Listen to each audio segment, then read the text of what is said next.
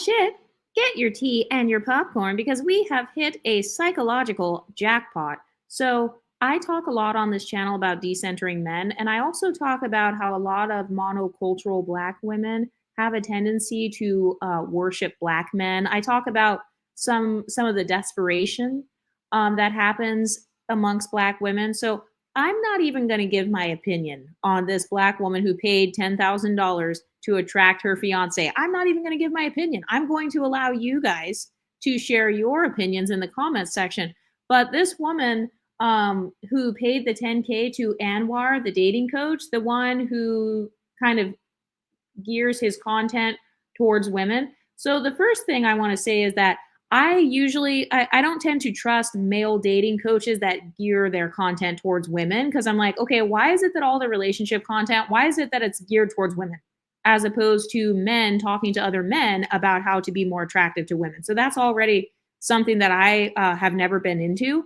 I've never been into dating content taught by men because a lot of men, they have their own internalized biases. So I'm not saying Anwar even has any of this. I haven't seen a lot of his content because I don't tend to watch male dating coaches. But apparently this guy Anwar coaches Black women or women of color on how to attract a high value man. So this 7-figure CEO, Shirley Vernay, be sure to check her out. She's got a whole entire business. She is a public figure. So she went on TikTok and talked about paying 10K to meet her fiance. And she said his name in, I think it was like part 3 or part 4 of her TikTok. So I'm not sure if she was trying to announce him or not.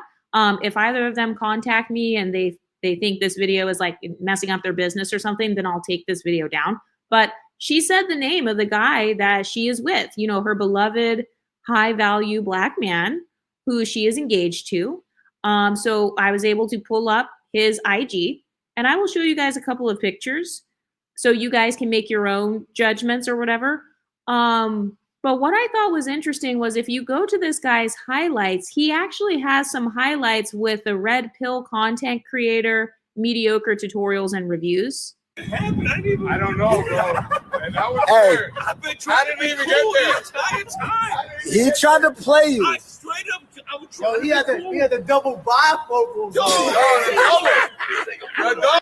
double though. That shit ain't make no sense. Double though. That shit ain't make no sense. The double though. That shit ain't make no sense. So I did notice as well that he did not post his girlfriend / fiance anywhere on his Instagram. He does have posts of like his cousin's wedding, you know, him celebrating somebody else's wedding.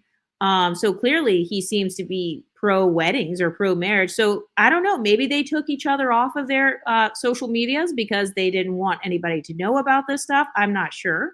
And I'm going to include a couple of pictures to kind of highlight his phenotype, his aesthetic. He has a lot of Black Lives Matter talking points on his Instagram page. So I know you guys are familiar with like the Black Lives Matter movement. This guy also, he appears to be in some sort of Black like fraternity or something. He has a lot of pictures of himself with like African necklaces on and stuff. And remember, she met this guy on Hinge. So it's not like this Anwar guy was specifically hooking her up with like a network of men. This guy was met on Hinge, and this guy is a photographer. Do you think he has another job? Do you think he makes 7 figures? That woman is a 7-figure business owner. Do you think he's a 7-figure photographer? Do you think he's a doctor or something? This guy says that he works in healthcare, and he also has like this photography page where he's featuring all these other women. So I just find it interesting. I mean, what do you guys think? If you had a fiance or a boyfriend or something, would you want him to post you publicly if you guys were engaged? Would you post him publicly? Does that matter to you? And out of curiosity, I'm just curious to see who this guy is following because I'm curious to see like who has influence over him or kind of like what would be popping up on his timeline. So I see he's following a lot of celebrities. He's got Glorilla on here, Flo Milli. He has Coco Jones, Lotto, Meg Thee Stallion. He's following a lot of female celebrities. He's got her, Tracy Ellis Ross. So some people say that based on who a man follows, you know how some black women, they make the talking point that like, oh, you know, you want to see who he's following on his Instagram and stuff, what kind of models he's following, what kind of women he's following, because that tells you who his celebrity crushes are. So he's following Dr. Sadia. She is like a red pill or a red pill adjacent psychologist. So that's now the second red pill person that I've seen on his Instagram page. So this guy is potentially red pill. He's got mediocre tutorial and reviews on one of his highlights. So he's saying, you know, this is a highlight to be with this type of guy. And then he's following Dr. Sadia, who's featured on a lot of red pill podcasts and stuff. I'm curious to see who this girl is. I think this is a singer, this MLS woman. You know, she's got some very sexy photos basically, and she's very pretty, a very pretty exotical. So, you know, this is the kind of stuff that would be on his For You page. You know, this would be the kind of stuff that would be popping up on his IG. Let's go back to see who else he's following, just out of curiosity. So he's following Taye Diggs. That's also interesting. What do you think about unambiguous men who follow Taye Diggs? Do you guys have any psychological theories? You guys are free to put this in the comment section. I already know my comment section is going to be blown up. You guys are going to have a lot of things to say about this. But yeah, he's got Janae Aiko on here. What do you guys think of men who follow like female celebrities and stuff, who post like, I don't know, kind of their sexy pics and all that? What do you guys think of men who are kind of keeping up with that? I also want to talk about this woman's financial priorities, just doing a little psychoanalysis because I know that she has a 7-figure business. So I'm just going to assume that she's a millionaire or a multimillionaire. Okay, fine. But if I had an additional $10,000, there are a lot of things I can get for $10,000. I could get therapy. I could do something to grow my edges back. I'm not trying to throw shade. I've just noticed that this woman's edges, you know, she's kind of having a little bit of struggles with her edges going on, maybe a little bit of skincare struggles. So ladies, if you had to choose between your priorities, maybe like fixing your skincare, fixing your weight, fixing your edges, maybe regrowing your hair out on the perimeters, weight loss, getting a nutritionist or something, would you first pay $10K in a dating coach? Like, where would your priorities be? Do you think you would invest $10K in a male dating coach who's kind of giving dating topics from a man's perspective? And Anwar, if I'm not mistaken, I think he's LGBT. I mean, I could be wrong, but I'm just kind of guessing. I know that that's not, you're not supposed to guess what a person is, but I mean, I never really understood LGBT guys kind of teaching straight, like heterosexual women all there is to know about men, because I kind of feel like, okay, if your entire sexuality is different, then how are you really going to be able to speak on the nuances of heterosexual men? That's a question that I have for the subscribers on this channel who do follow Anwar. What do you ladies think of his advice? Does he give solid advice? Is it more basic? Because a lot of people online are saying that his advice is more so basic and that he does not have a matchmaking service. And I see a lot of people saying that like, oh, well, getting dating coaches is different than getting like therapy, for example. So, you know, her spending $10K on therapy, that would not help her in her dating life. That's a lie. Getting therapy helps you in every aspect of your life. Getting actual like psychological therapy to unpack your own self-sabotaging mechanisms that you're doing on yourself, that is going to be very helpful when it comes to something like your dating life. And also, you know, she's paying $10K so she can have access to, I guess, this unambiguous black man.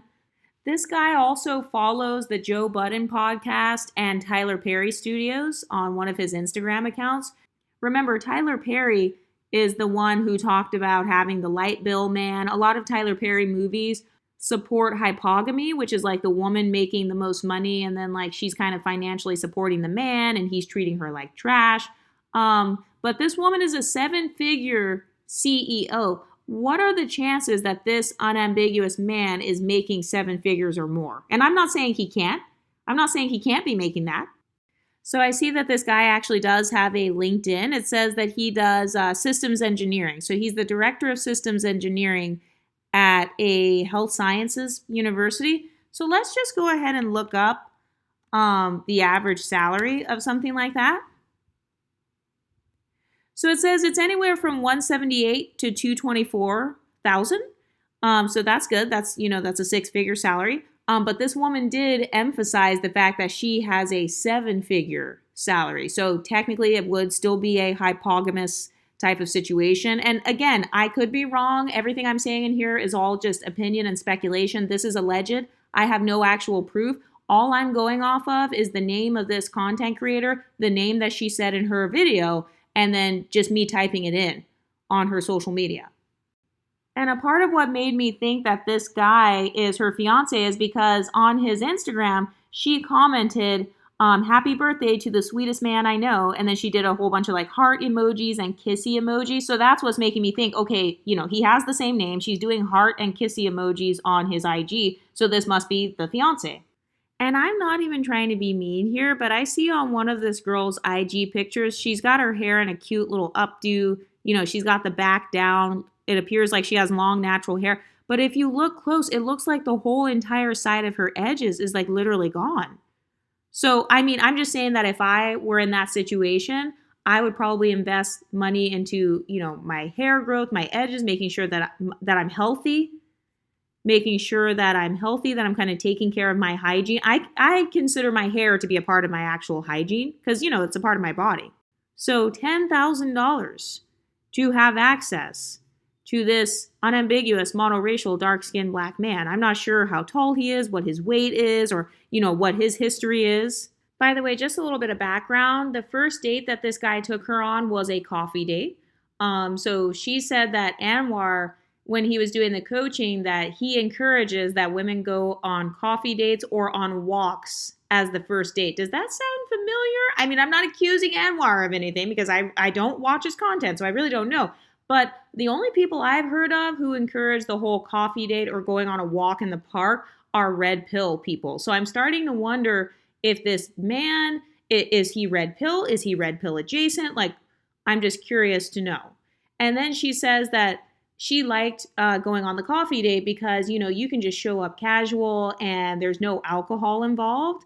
But I kind of feel like, I'm not shaming her. If you want to get coffee, get coffee. I personally love coffee, but it's like, I feel like there are a lot of other things that people can do without alcohol. I just feel like a walk in the park, coffee, or a walk in a park. I have a hard time viewing that as a date. Like walking? That's what you do when you go to the bus station. Like, what do you mean walking?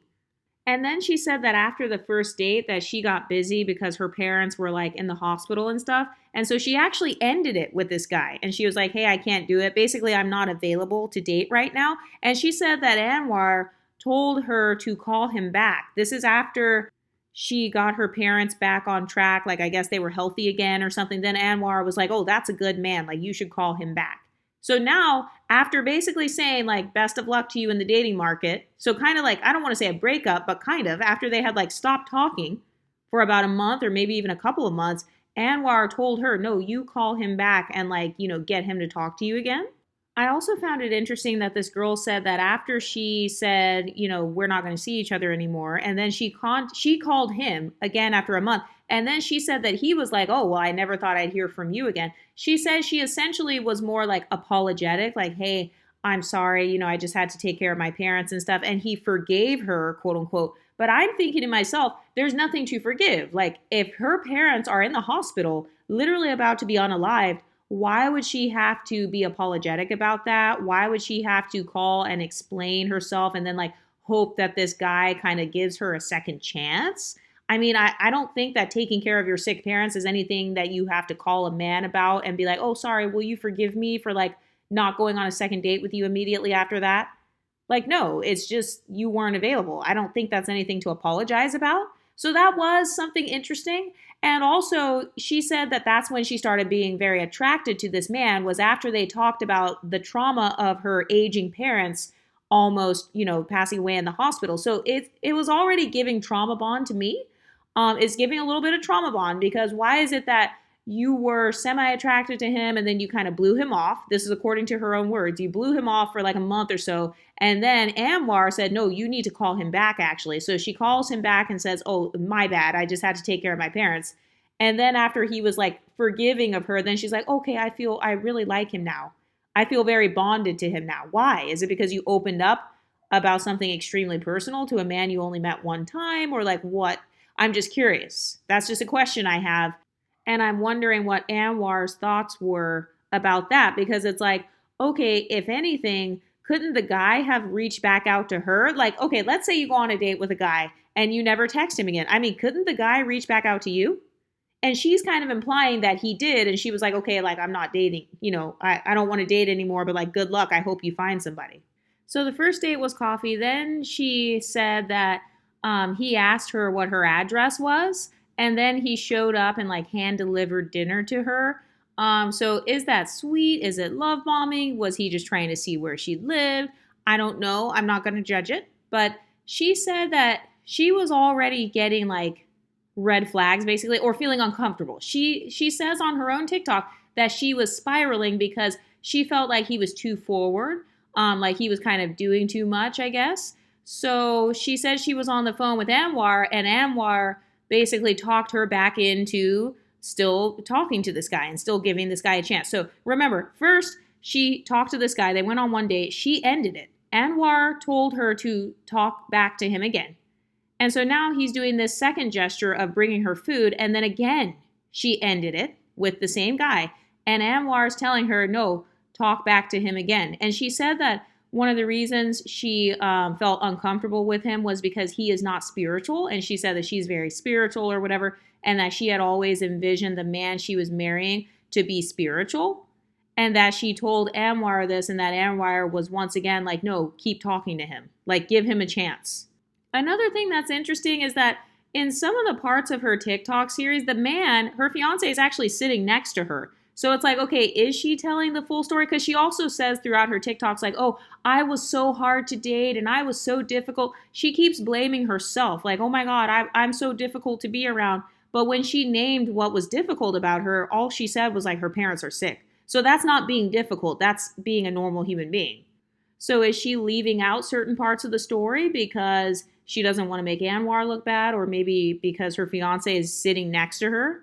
So she said that they stopped talking and that Anwar had her call him back again. So this is now her second time spinning the block basically on the same guy, her calling him back again and trying to get him kind of back in her life or whatever. And then she says that after over 10 dates, that Anwar told her, like, okay, it's time for you to have the exclusivity conversation. And she was saying how in the program with Anwar that he says that it's women's responsibility at the 3-month mark. If the man doesn't bring up exclusivity, then it's her responsibility to bring that up. So she, once again, is the one who is bringing up the exclusivity conversation. So it's not the guy. So 10 dates, the guy hasn't asked her to be exclusive. Oh, and she also said that one of the reasons that she felt like they were not a match, she said that Anwar was telling her like, oh no, girl, like this is the one. So I don't really believe when people try to tell others that, like, oh no, you better call him back, he's the one, because it's almost like they're kind of coercing you into believing that in a way, especially with someone who has a lot of authority, like a dating coach. So I don't know if he actually said that or if she's just kind of summarizing it.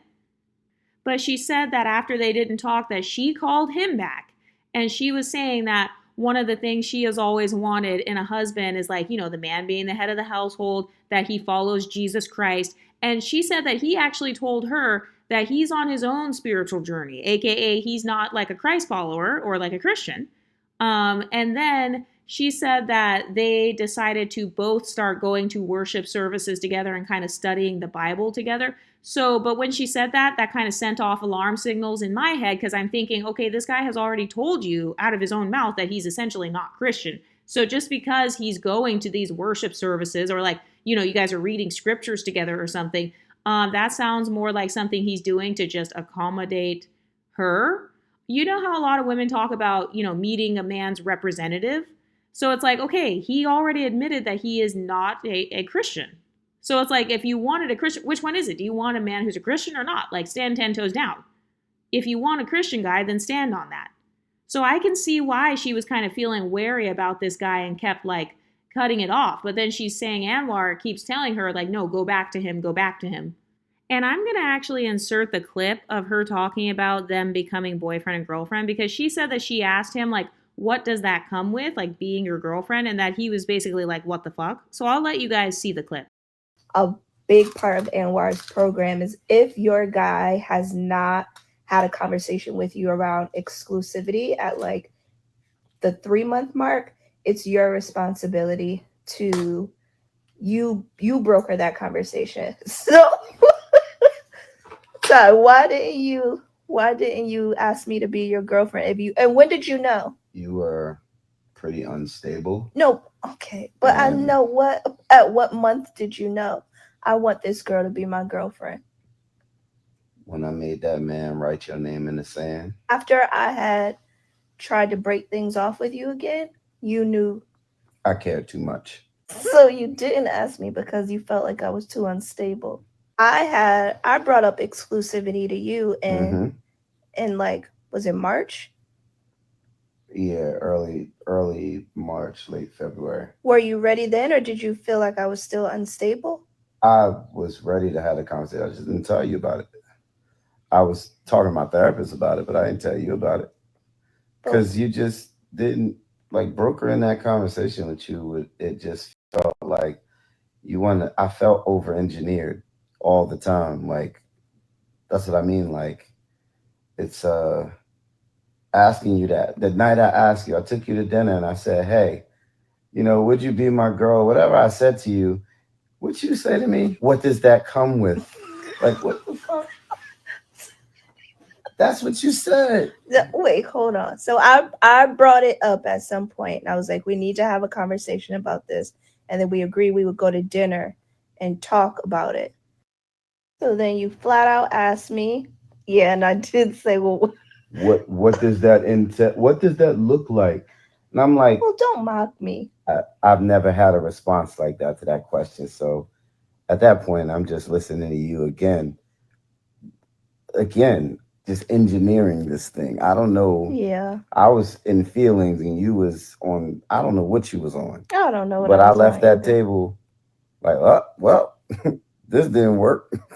And I kind of thought we were in a relationship. You did not. And then what about that conversation gave you that I don't know answer? But he did something so sweet. He went and he like went and got some flowers and wrote me a note that said, will you, this happened maybe a few weeks later, will you be my girlfriend, circle yes or no? And he left it at the doorman and he texted me. I guess at this point he was like, girl, it's either a yes or it's a no. Or it's a dub. Like this. Wait, maybe might have been on it. Yeah, that would have worked too after that. So I said yes. And then, oh yeah, we did a trip. I was super stressed out in May, and you're so kind and sweet. So then he took me to the Bahamas, and that was fun. And then we spent all summer just having fun. We went to the Hamptons. We went to I rented a house for my family in Savannah, so he got to meet my mom, my dad, my brother, all my brother's children. He had already met my sister's children. And then we get to, maybe it was October, where Anwar was like, okay, you've been dating. No, you've been in an exclusive relationship at this point for 6 months. Are you going to marry this man or not? Another thing I wanted to point out too is that Shirley said that she is 39 years old and she hadn't been on a date in 2 years. And she also said that before that, she was in like a toxic relationship dynamic for over 13 years. So it's like, okay, how am I supposed to believe that you, having not been on a date, and then the only relationships you had were really, really bad, that suddenly now you're just going to morph into this woman who just knows how to choose the perfect person and, with the help of Anwar, that everything's just going to work out perfectly. That is one of the main questions I had. Like, if I had that bad of a dating history where it's like I'm spending decades wasting my time and then it's like I haven't been on a date because maybe I'm so traumatized or I'm so busy, I would be in therapy. I would be thinking about focusing on myself. Because at the end of the day, a dating coach doesn't know the real you. This is somebody that you met online. This is somebody that has not been around you in your real life. he probably doesn't know all of your deepest thoughts and insecurities and traumas. So the way she made this story sound, it almost came off as if Anwar picked this guy. And I know that she met him on Hinge, but it came off as if he just wanted her to be with him so he could have like a success story, or I don't know if he's trying to start some sort of MLM type of thing where it's like, oh, she's one of my success stories, so now she's going to be my dating coach affiliate.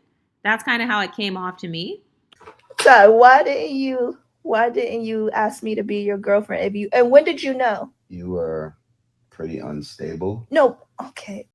So something else I noticed is her own fiance called her unstable. He admits that she was unstable at some point. So it's like, okay, if your own man is saying that you were unstable, why are we supposed to believe that suddenly you're in this perfectly stable, happy relationship and you're going to spend the rest of your lives being happy and healthy? The girl admitted that she was in a bad relationship for over a decade. And then even her fiance is saying that she was unstable at one point and he noticed it, which was why he didn't ask her for exclusivity. Then Anwar says, oh, it's your responsibility to ask him for exclusivity if he doesn't ask you within 3 months. So it's already giving like they're not that into each other, honestly. And it kind of comes off like in his scenario, you know, she's got $1 million business. So of course he's going to be on the come up financially because she makes more than him. She can help give him a discount on bills or pay his, invest in his business. So it's a come up for him. It's a come up for her because she's a content creator full time. And then she can attract more followers by being associated with Anwar. She can attract more attention because she made like a 20-part TikTok series telling the whole story. And then it helps Anwar as well because now he has a success story. He can bring her on as an affiliate. That can help his brand. That can help him look more trustworthy. So everybody in this scenario so far, from the outside looking in, they all appear to have an alibi as to why they would all stay in this situation and keep promoting this story.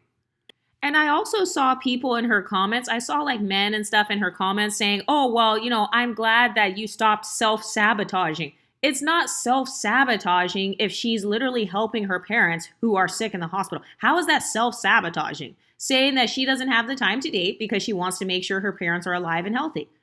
If she didn't align with this guy because he's not a Christian and she really wanted a Christian man, that's not self-sabotaging. That's actually her being intuitive and listening to her own standards. That's her putting herself first. That's her prioritizing her family.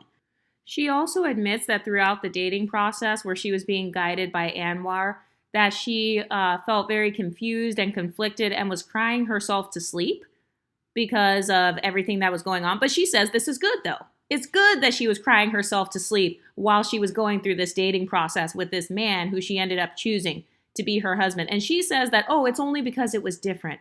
It's only because, I was doing a different method of dating. I did really, really hard work. So I had Anwar, which is like I have no words to describe my experience with Anwar and his group of coaches. I have my therapist who I talk to weekly, and I've been with him for the past 4 years weekly. I am obsessed with God, obsessed with Jesus. There were many nights where I felt confused and conflicted and unclear, where I would cry myself to sleep, where I felt like I was doing things wrong or bad, but it was only because I was doing things different.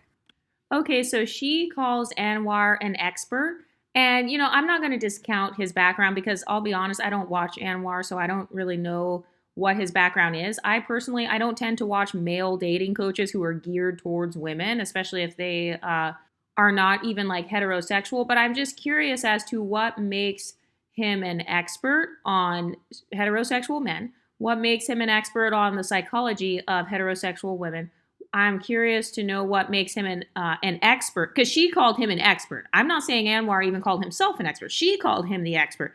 So what made him the expert over spending $10,000 on a therapist? So for example, if I had to choose between spending $10K on a therapist or, I don't know, somebody to like help me psychologically, somebody who has a doctorate in psychology versus someone who is a TikTok influencer who may have some good things to say. I mean, I'm sure he does. But I'm just curious to know why she is specifically calling him the expert. And also, what makes somebody else more of an expert on your own dating life? other than yourself, because it's like, okay, if I'm going through a whole coaching process and I'm over here crying myself to sleep, do you know how much psychological distress you have to be in to cry yourself to sleep? You cried so hard and for so long, you had so many tears coming out, and you were so distressed to the point where you couldn't even have peaceful sleep. So do you think it's normal for a dating scenario to take away your peace? Because I hear a lot of men online saying, oh, well, you need to be my peace or whatever. Okay, so shouldn't the guy be the woman's peace as well? Like, shouldn't her dating process be something that's fun and carefree and kind of lighthearted, as opposed to feeling heavy and emotionally burdened and getting to the point where you're crying yourself to sleep? And another thing I noticed was she called her scenario a fairy tale. She said, this feels like a fairy tale, you guys, I know. And I'm thinking to myself, this does not feel like a fairy tale. I've never heard of any fairy tales where the women are dating a guy and crying themselves to sleep, and they broke up with the guy twice. Once because they just weren't feeling it emotionally, and the second time because he doesn't line up with her spiritual beliefs. But then a dating coach said, oh no, go back to him. I've never seen that in a fairy tale. I also noticed that she kept using God in like every TikTok. And something I've noticed is that whenever people want to kind of get you to stop questioning things, they will continuously use God. Like they'll just put God in everything. Like, oh, God knew my heart, and that's why he manifested this guy. Oh, this is a godsend. Oh, well, God told me to do this. And it's like, okay, everybody is not Christian. And since you're so into God, once again, I'm curious as to why you would choose to be with this man, especially because you admitted that you broke it off with him because he didn't align with your Christian beliefs. So it's like, isn't there a scripture in the Bible that talks about being unequally yoked? So it's hilarious how a lot of people will follow God with every other thing, but suddenly when it comes to getting some dick or something, or, being married because they just want marriage so bad, then, oh, well, this is still God. Even though like he doesn't align with me, even though I've been crying myself to sleep every night, even though he's not even a Christian at all. So it's almost like they pick and choose what scriptures to follow, or they strategically pick and choose when to talk about God because they're hoping that people will stop questioning them. Because most people aren't going to disrespect another person's spirituality. So I think that a lot of Christians subconsciously know this, and that's why they will randomly put God into it to try to help you to realize like, oh no, like I'm with this Dusty because like God told me, or like this is a godly relationship. This is a godly marriage. I'm a godly woman. Isn't there a scripture in the Bible that says God is not the author of confusion, but of peace? So if you just admitted in your previous TikTok that you felt confused throughout this whole thing to the point where you were crying yourself to sleep and you had already broken up with this guy twice, well, did God like put you through that? Like, why would quote unquote God be causing you so much pain and turmoil throughout the relationship? Could it be that maybe you potentially chose the wrong guy, or maybe you guys both were not that into each other? Because he called you unstable. The man just called her unstable a couple of seconds ago, and she's admitting that she was crying herself to sleep. But then 10 seconds later, she says, oh no, but it was a fairy tale. And then on Anwar's side, I feel like Anwar, he's a dating coach. So obviously you want to have success stories. So just remember, these dating coaches and stuff, of course they want you to get with whatever guy they think is decent, because then it gives them a success story. It gives them a testimonial. It helps their business to grow. I'm not even shaming it. I'm just saying that that's just basic sales and marketing. That's basic psychology of sales. This is a psychology and sociology channel, so we're going to get the tea from a psychological perspective. So then in the next TikTok, she says that Anwar told her that she needed to be the one to bring up marriage. So within 4 months of their relationship, Anwar is like, no, that's your responsibility. So once again, I find it interesting that no responsibility is placed on the man. It's not, it's not up to him to like even bring up exclusivity. He can drag his feet or wait for months. He gets to call her unstable. And then you got Anwar on the other side saying, no, you need to bring up the exclusivity. You need to talk about a marriage timeline. Okay, now I'm going to insert the other TikTok about the car. So just to recap you on the timeline, we met in December of 2023. By March, April of 2024, we were in an exclusive relationship. And now fast forward, it's like fall sometime. And Anwar is like, okay, now you need to have a conversation about timeline with this man, about engagement, da da da da. And I'm like, Anwar, I don't know. I literally, I just met this man. I don't know if he is it. My forever. We literally just got into a relationship in March, like 6 months ago. I don't know.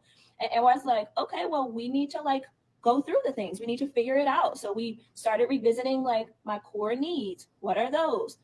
Is he meeting my core needs? I'm a very spiritual person, so I required more prayer, more fasting. Ty had shown so much evidence that not only would he be a good partner, but he would be a good dad. He would be, actually, this is good. This is really good.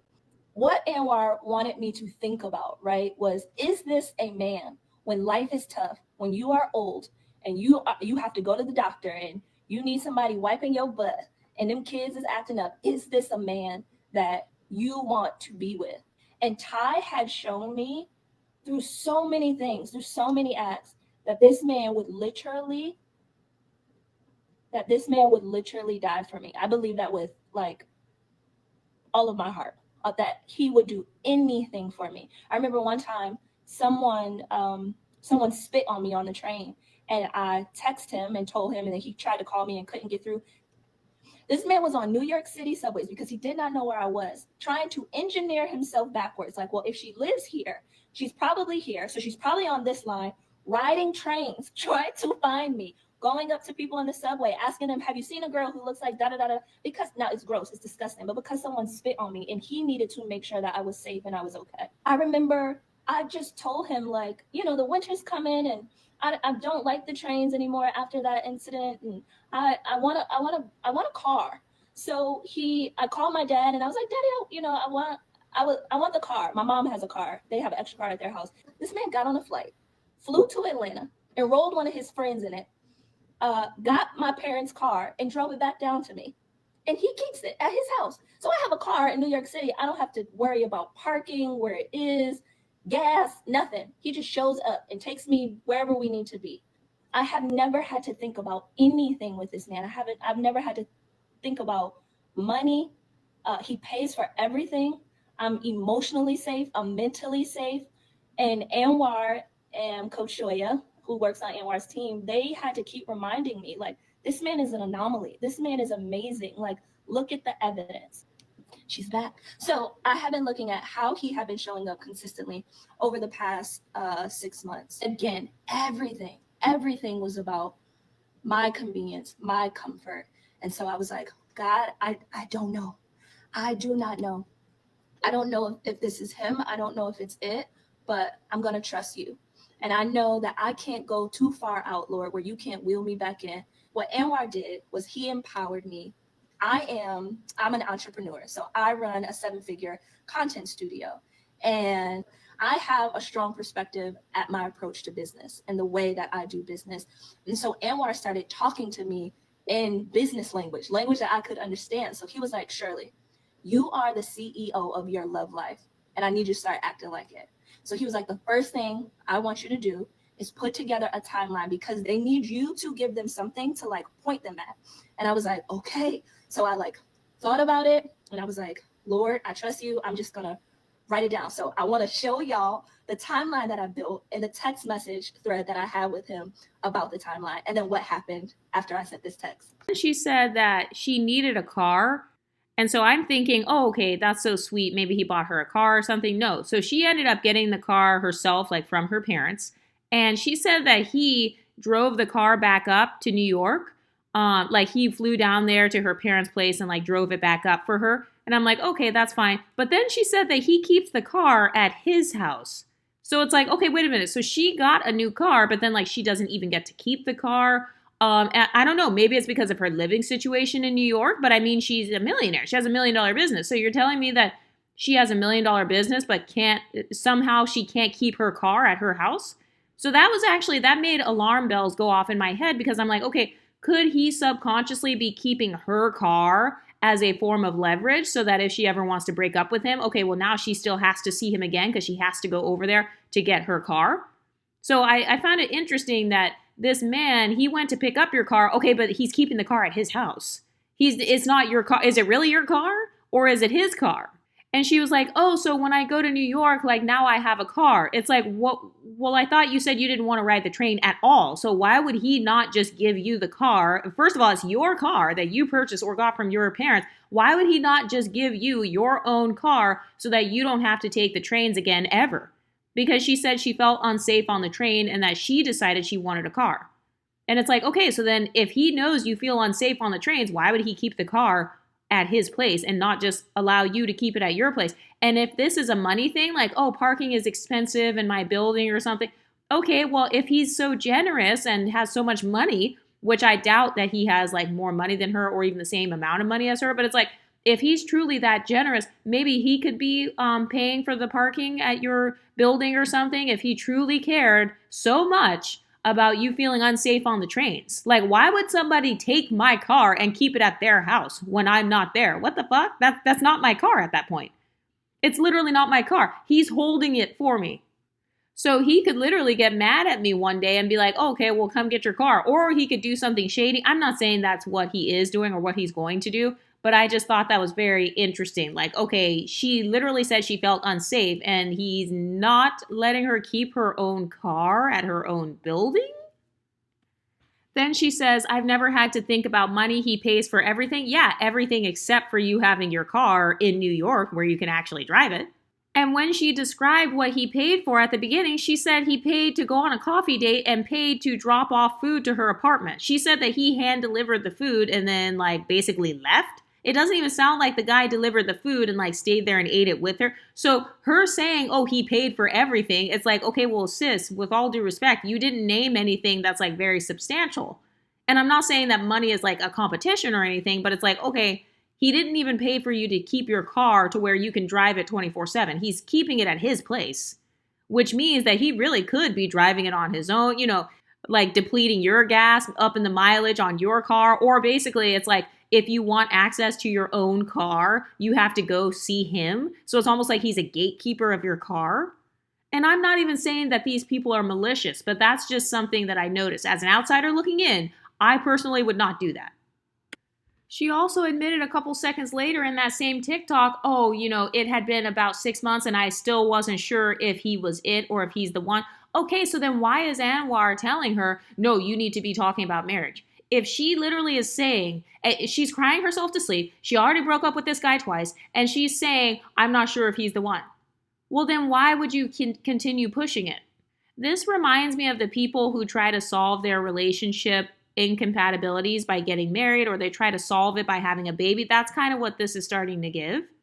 So then she goes into a major red flag where she sends him a text message with like step-by-step instructions on how and when to marry her. So let's take a look at this text message. It says, number 1, engagement by the end of the year 2024. And between now and then, we have a dedicated weekly discussion on expectations, values, and visions for the future, and to continue to communicate openly about life goals, family, and spiritual alignment. So she's being extremely detailed, but I'm still questioning, why is he not the one sending this message? Why is it always her? She's the one calling him back to get him to talk to her again. She's the one breaking up with him, and then they get back together, and then, oh, I'm not sure if he's the one, and then I'm crying myself to sleep. And now here she is sending him a 5-paragraph long text message where she basically has to give him all the answers. It's not special if you had to tell the guy to do every single thing step by step, because that means he wasn't being thoughtful about you or thinking about this himself. You had to basically steer and direct him. So you're the leader of the relationship. You are the head of the household. So then she says, number 2, ring shopping. 11/11, we go to Diamond District and pick out shape and size. So you're now, once again, he's not even thinking about this, or you're not giving him the opportunity to do this to you. Like if my friend came up and told me that she was getting engaged, or, she's with a guy, and then she starts telling me, oh yeah, I had to send him this text message and tell him what to do, where to go, the exact place to go get the diamonds. I had to tell him the timeline. I had to schedule weekly discussions with him on what my expectations are. It's like, okay, so you're carrying the emotional weight of this relationship. You're carrying the emotional weight of it. You're directing and steering the timeline of it. This is a form of extreme emotional labor. He didn't do anything. When he asked her to be his girlfriend, he sent a note. He left a note with the doorman. He left a note with a checkbox like, will you be my girlfriend? Yes, no, maybe. And she's over here giving entire timelines, creating a schedule for them, creating a weekly discussion calendar for them. And then she says marriage by spring 2025. And as far as Anwar telling her, like, oh, you're the CEO of your love life, you need to act like it. Okay, so yeah, she is the CEO of her own love life, and he is the employee. She's the CEO, he's the employee. He's just along for the ride. He's not leading and pursuing her. It's literally her doing the majority of the work. She's telling him all the answers, telling him how to be romantic, telling him the timeline they need to have. And by the way, she is basically proposing to him. That's essentially what this text message is. Because she said, I want to get engaged to you by the end of the year. I want to get married to you. She's the one who's bringing it up. She's essentially proposing to him. She even admitted that sending that type of text message is what she would do with her team, like with her employees at her job. She said that's what she would do with them weekly.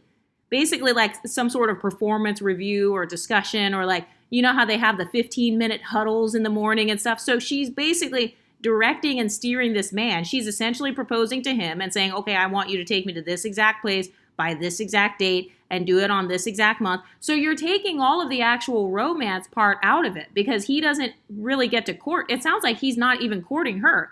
It's really her courting him, her pursuing him, her taking on kind of like this quote unquote masculine role. And it's surprising for a Christian woman too, because a lot of religious women are very strong in that belief that, like, you know, the man is the leader and he's the head of the household and all that stuff. So he's not doing any of this. It's not like he texted this to her like, hey, I really love you and want to marry you, and I want to take you to the Diamond District and then we go shopping. No, it's her sending this message herself.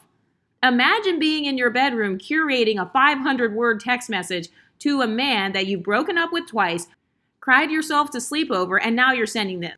And I know I said that I wouldn't like give my opinions in this video, but I just can't help it at this point because it's like, what is going on over here? I'm paying $10,000 so I can propose to him?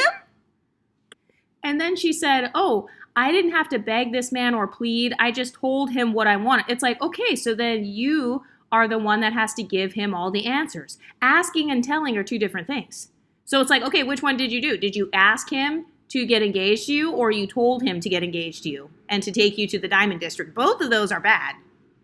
And then she said the pregnancy timing that she wants is by the end of 2025. But what do you ladies think? Would you pay $10,000 to a dating coach so you could propose to a black man who is a part of the red pill community, proposing to him via text message, and then also getting a car and letting him keep your car and drive your car around when you're not there? Would you do this? Would you pay $10,000 to do this?